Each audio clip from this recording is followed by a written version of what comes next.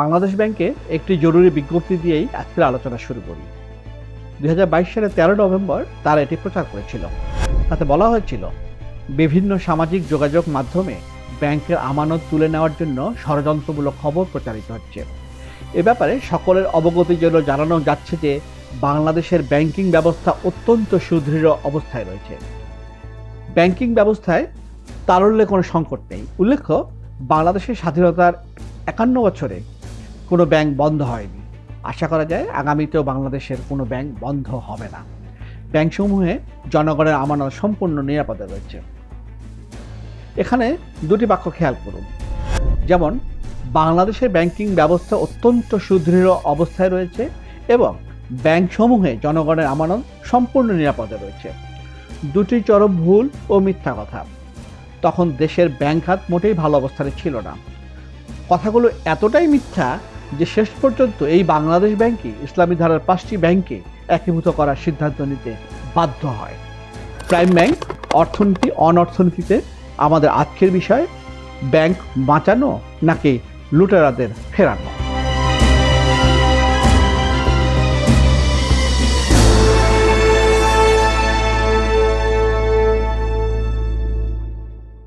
আওয়ামী লীগ সরকারের শেষ সময়ে দেশে অন্তত ১১টি ব্যাংক গভীর সংকটে ছিল। মালিকদের লুটপাটই ছিল এর প্রধান কারণ। এমনকি দৈনন্দিন ব্যয় পরিচালনার অর্থ ব্যাংকের হাতে ছিল না। ব্যাংক বাঁচাতে তখন টাকা ছাপিয়ে তাদের দিতে হয়েছে। অন্তর্বর্তী সরকার এসে চরম সংকটে থাকা ৫টি ব্যাংককে একীভূত করার সিদ্ধান্ত নেয়। আসলে সে সময় সরকার ৫টি বেসরকারি ব্যাংককে জাতীয়করণ করেছিল। তখন গভর্নর ছিলেন আহসান এস মনসুর। এই জন্য ২০২৫ সালের ৯ মে ব্যাংক রেজুলেশন অধ্যাদেশ ২০২৫ জারি করা হয়। এর মাধ্যমে বাংলাদেশ ব্যাংক সমস্যাগ্রস্ত ব্যাংকে পুনর্গঠন, একীভূতকরণ বা অন্য রেজুলেশন ব্যবস্থায় নেওয়ার ক্ষমতা পায়, যাকে আমরা এখন মার্জার বলছি। এই হচ্ছে শুরুর ইতিহাস। ব্যাংক ৫টি হলো: ফার্স্ট সিকিউরিটি ইসলামী ব্যাংক, সোশ্যাল ইসলামী ব্যাংক, গ্লোবাল ইসলামী ব্যাংক, ইউনিয়ন ব্যাংক এবং এক্সিম ব্যাংক। এর ৪টি ব্যাংকের মালিকানায় ছিলেন বহুল আলোচিত এস আলম। একটির মালিক নজরুল ইসলাম মজুমদার। এর মধ্যে এস আলম অনেক আগে থেকেই দেশে নেই। নজরুল ইসলাম মজুমদার জেলে আছেন। যখন মার্জারের সিদ্ধান্ত হয় তখন এই ৫টি ব্যাংকের মোট খেলাপি ঋণ ছিল প্রায় ১.৫ লাখ কোটি টাকা, যা তাদের মোট ঋণের ৭৭%। এর মধ্যে ইউনিয়ন ব্যাংকের খেলাপি ঋণ ছিল ৯৮%, ফার্স্ট সিকিউরিটি ব্যাংকের ৯৬%, গ্লোবাল ইসলামের ৯৫%, সোশ্যাল ইসলামীর ৬২% এবং এক্সিম ব্যাংকের ২৮%। আর মোট আমানত ছিল প্রায় ১,৪১,০০০ কোটি টাকা। গ্রাহক ছিল প্রায় ৭৫ লাখ। এই আমানত দেশের পুরো ব্যাংক ব্যবস্থার আমানতের ৭%। ৫ ব্যাংকে কাজ করত প্রায় ১৮,০০০ মানুষ। শুরুতেই ছোট্ট একটা বিতর্ক ছিল এক্সিম ব্যাংক নিয়ে, কারণ ২৮% অনেক বেশি খেলাপি ঋণ আছে এমন ব্যাংক আরও ছিল। এক্ষেত্রে নজরুল ইসলাম মজুমদারের নামটাই হয়তো এক্সিম ব্যাংকে বেছে নেওয়ার কারণ ছিল। নজরুল ইসলাম মজুমদার বিগত আওয়ামী লীগ সরকারের সময় ছিলেন ব্যাংক মালিকদের সংগঠনের প্রধান। ব্যাংক খাতে প্রাতিষ্ঠানিক চাঁদাবাজি তিনি শুরু করেছিলেন। কোন একটা উপলক্ষ বের করে ব্যাংকগুলোকে বলে দিতেন কার কত টাকা দিতে হবে। তারপর সেই অর্থ ঘটা করে দেওয়া হতো প্রধানমন্ত্রীর হাতে ত্রাণ তহবিলের নামে। মজার ব্যাপার হচ্ছে, যখনই ব্যাংক মালিকদের কোনো প্রয়োজন পড়ত, দাবি আদায়ের সময় আসতো, তখনই নজরুল ইসলাম মজুমদারের নেতৃত্বে ব্যাংক মালিকেরা চেক নিয়ে প্রধানমন্ত্রীর কার্যালয়ে হাজির হতেন। চেক প্রদান এবং দাবি পূরণ কাছাকাছি সময় ঘটত। সুদহারের ৯/৬ বা ব্যাংকের পরিবারতন্ত্র কায়েম হয়েছে এই মালিকদের কারসাজিতেই। বলে রাখা ভালো, দেশের ব্যাংক খাতে এই নাজুক অবস্থার জন্য সবচেয়ে দায়ী কিন্তু সরকার নিজেই। প্রতিটি সরকারই ক্ষমতায় এসে রাজনৈতিক সিদ্ধান্তে দলীয় লোকজনকে বেসরকারি খাতের ব্যাংকের অনুমোদন দিয়েছে, তারপর ব্যাংকে পরিবারতন্ত্র কায়েম করার সুযোগ দিয়েছে। এভাবে দেওয়া হয় লুটপাট করার লাইসেন্সও। এমনকি একের পর এক ব্যাংক দখল করতে রাষ্ট্রীয় পৃষ্ঠপোষকতাও দেওয়া হয়েছিল। এক্ষেত্রে কেন্দ্রীয় ব্যাংকের ভূমিকা ছিল সহায়কের। এর ফলে প্রতারণা, ইচ্ছাকৃত ঋণ খেলাপি এবং ব্যাংকের মালিক ও ব্যবস্থাপনার অর্থ আত্মসাতের ঘটনা ঘটেছে। কয়েকটি বড় ব্যবসায়ী গোষ্ঠী ব্যাংক খাত থেকে হাজার হাজার কোটি টাকা বের করে নিয়েছে। সুতরাং এই ব্যাংকগুলো যে একদিন ভেঙে পড়বে তা ছিল অবধারিত। ভাগ্য ভালো যে এখনো কিছু ভালো মালিক ও ব্যাংকার আছেন, ফলে টিকে আছে দেশের ব্যাংকিং খাত। এবার একটু ইতিহাস ঘাটাঘাটি করা যাক। এমন নয় যে বাংলাদেশই প্রথম ব্যাংক একীভূত করার উদ্যোগ নিয়েছে, বরং এর ইতিহাস বেশ পুরনো। যুক্তরাষ্ট্রে 1950-এর দশকে ব্যাংক একীভূতকরণের ঢেউ দেখা দিয়েছিল। এরপর 1960 সালে করা হয় ব্যাংক মার্জার আইন। যুক্তরাষ্ট্রে 1921 সালে ব্যাংকের সংখ্যা ছিল 30,456টি। 2020 সালে তা নেমে আসে 4,377-এ। শুরুতেই ব্যাংক মার্জার ছিল বাজার চালিত, অর্থাৎ একটি ব্যাংক আরেকটি ব্যাংক কিনে নিত বা দুটি ব্যাংক স্বেচ্ছায় এক হতো। পরে এটি সরকারি নীতির অংশ হয়ে যায়। বিশেষ করে বড় আর্থিক সংকটের সময় সরকার নিজেই সিদ্ধান্ত নিতে শুরু করে কোন ব্যাংক টিকবে, কোনটি বন্ধ হবে, কোনটি কার সঙ্গে একীভূত হবে। সাধারণভাবে তিনভাবে ব্যাংক একীভূত করা হয়। যেমন 1, শক্তিশালী ব্যাংক দুর্বল ব্যাংককে কিনে নেয়। 2, সরকার আগে টাকা দিয়ে দুর্বল ব্যাংককে কিছুটা শক্তিশালী করে তারপর একীভূত করে। 3, ব্যাংকের খারাপ ঋণ আলাদা করে অন্য প্রতিষ্ঠানে সরিয়ে দিয়ে পরে একীভূত করা হয়। ব্যাংক একীভূত করার প্রসঙ্গ এলেই উদাহরণ দেওয়া হয় 1998 সালের পূর্ব এশিয়ার অর্থনৈতিক সংকটের সময়কে। এ সময় ব্যাংক একীভূতকরণ বিশ্বজুড়ে বড় বিষয় হয়ে ওঠে। সে সময় মূলত একটি বড়, ভালো বা সুস্থ ব্যাংকের সঙ্গে দুর্বল ব্যাংকগুলো একীভূত করা হয়েছিল। অনেকগুলো বন্ধ করে দেওয়া হয়। সব দেশই তখন ব্যাংক খাত পুনর্গঠনের জন্য আলাদা 3টি সংস্থা গঠন করেছিল। এর মধ্যে একটি হচ্ছে ব্যাংক পুনর্গঠন করার জন্য, ব্যাংকের খারাপ ঋণ কিনে নিয়ে তা পুনরুদ্ধারের জন্য একটি, এবং আমানতকারীদের স্বার্থ রক্ষায় আরেকটি সংস্থা। ব্যাংক একীভূত করার ক্ষেত্রে সফল উদাহরণ ছিল মালয়েশিয়া। দেশটি দানা মদাল ন্যাশনাল বেরহাদ নামের প্রতিষ্ঠান গঠন করে। তারা 58টি আর্থিক প্রতিষ্ঠান একীভূত করে 10টি বড় ব্যাংক প্রতিষ্ঠা করেছিল। দানা হার্তা ন্যাশনাল বেরহাদ নামের আরেকটি নতুন সংস্থা খারাপ ঋণ কিনে নিয়ে প্রায় 80% উদ্ধার করেছিল। আমানতকারীদের স্বার্থ রক্ষা করতে তৈরি করা হয় মালয়েশিয়া ডিপোজিট ইন্স্যুরেন্স কর্পোরেশন। দক্ষিণ কোরিয়া 1998 সালে গঠন করেছিল ফিনান্সিয়াল সুপারভাইজারি কমিশন। তারা 16টি বাণিজ্যিক ব্যাংকের মধ্যে 5টি ব্যাংক বন্ধ করে দেয়, একীভূত করে বাকি সব ব্যাংক। ব্যাংকগুলোর সম্পদ ব্যবস্থাপনার জন্য গঠন করা হয় কোরিয়া অ্যাসেট ম্যানেজমেন্ট কর্পোরেশন। এরপর আমানতকারীদের স্বার্থ রক্ষায় কোরিয়া ডিপোজিট ইন্স্যুরেন্স কর্পোরেশন নামে আরেকটি সংস্থা পুনর্গঠন করা হয়। ইন্দোনেশিয়াও ব্যাংক খাতের বড় পুনর্গঠন করেছিল।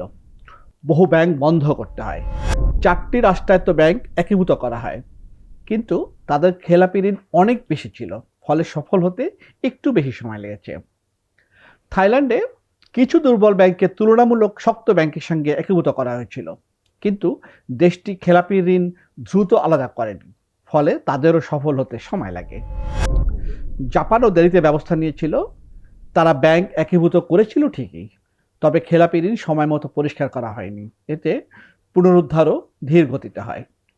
সব মিলিয়ে বলা যায় ব্যাংক একীভূত করার মূল মন্ত্র হচ্ছে খারাপ ঋণ আলাদা করা, নতুন মূলধন দেওয়া, সুশাসন নিশ্চিত করা, দায়ী মালিকদের জবাবদিহির আওতায় আনা, আমানতকারীর আস্থা রক্ষা, শক্তিশালী ও স্বাধীন তদারকি ব্যবস্থা গড়ে তোলা।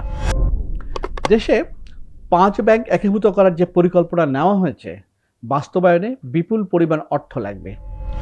একীভূত নতুন ব্যাংক বা সম্মিলিত ইসলামী ব্যাংকের অনুমোদিত মূলধন ঠিক করা হয়েছে 40,000 কোটি টাকা, আর পরিশোধিত মূলধন 35,000 কোটি টাকা।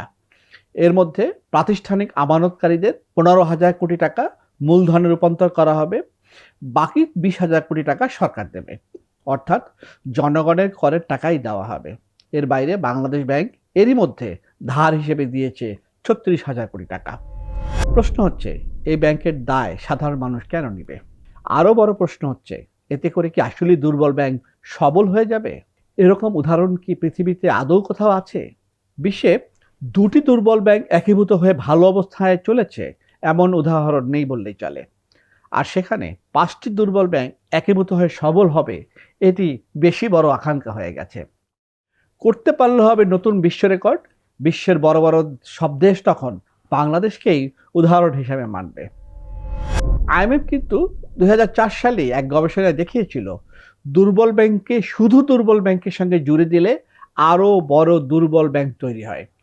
এতে শক্তিশালী ব্যাংকটিও দুর্বল হয়ে পড়ে। আইএমএফ তখন বলেছিল সংকটকালে সরকার বা নিয়ন্ত্রক সংস্থা দ্রুত স্থিতি ফেরাতে দুর্বল ব্যাংক একীভূত করে, কিন্তু ব্যাংকের প্রকৃত আর্থিক শক্তি, সম্পদের মান বা ঝুঁকি ব্যবস্থাপনা ঠিক না হলে সেই একীভূতকরণের ফল হয় আর একটি বড় কিন্তু দুর্বল প্রতিষ্ঠান। বাংলাদেশের সমস্যা এখানেই। বাংলাদেশের পরিকল্পনা হচ্ছে সম্মিলিত ইসলামী ব্যাংক থাকবে সরকারি মালিকানায়। সরকার ভালো ব্যাংক পরিচালনা করতে পারে এর কোনো নজির বাংলাদেশে নেই। একসময় সরকারি মালিকানায় বেসিক ব্যাংক ভালো ব্যাংক ছিল, কিন্তু আওয়ামী লীগ সরকারই ব্যাংকটিকে নিজ হাতে খুন করেছে। সুতরাং সরকার আয়তনে অনেক বড় সম্মিলিত ইসলামী ব্যাংকে ভালোভাবে চালাতে পারবে এটা বিশ্বাস করার কোনো কারণই নেই।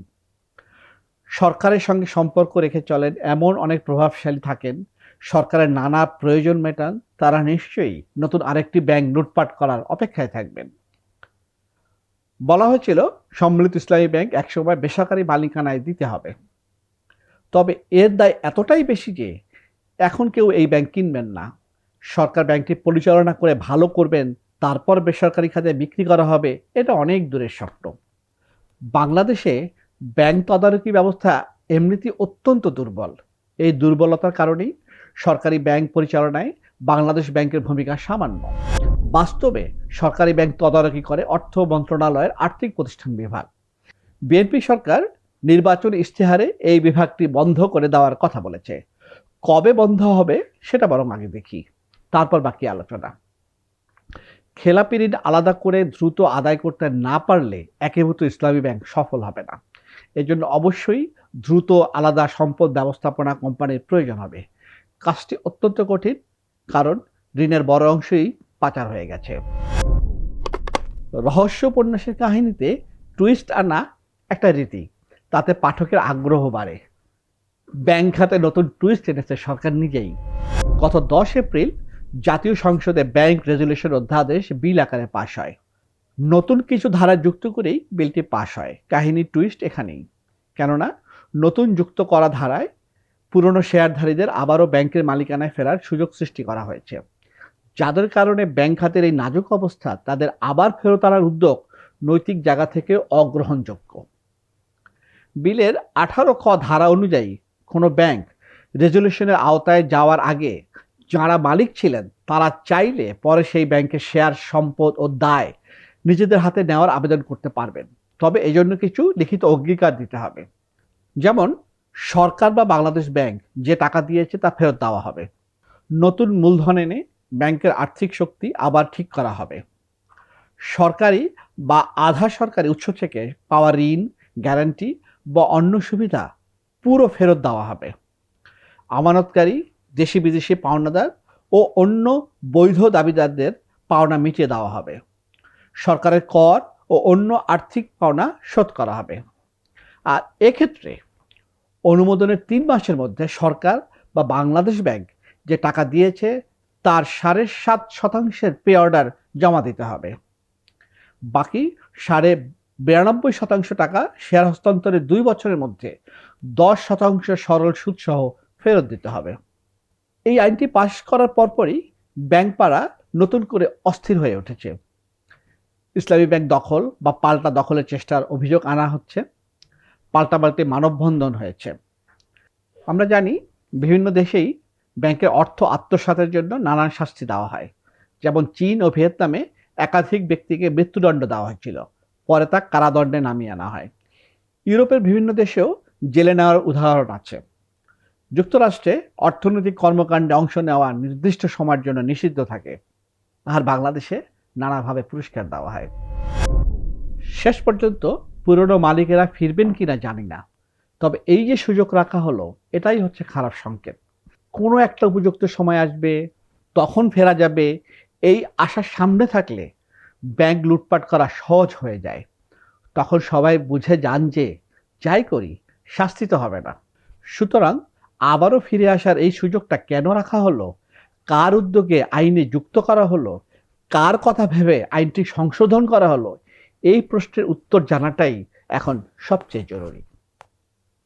প্রাইম ব্যাংক, অর্থনীতি অনর্থনীতি থেকে আজ এ পর্যন্তই। আবার দেখা হবে।